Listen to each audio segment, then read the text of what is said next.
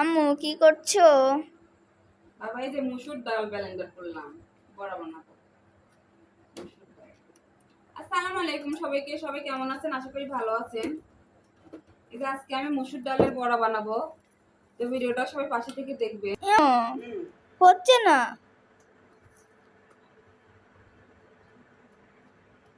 এই যে ডালগুলো মাখিয়ে নিচ্ছি। এই যে এক কড়াইয়ে তেল দিয়ে দিচ্ছি।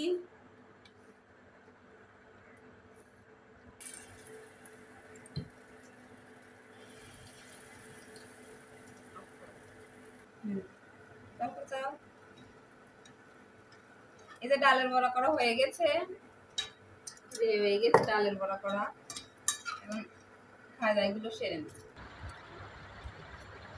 এই যে ডালের বড়া করা হয়ে গেছে, ডালের বড়া দিয়ে আবার গরম হচ্ছে না, ভালো লাগে না, তো গরম গরম খেয়ে নিচ্ছি। তো কার কার ডালের বড়া পছন্দ সবাই কমেন্ট করে বলবেন।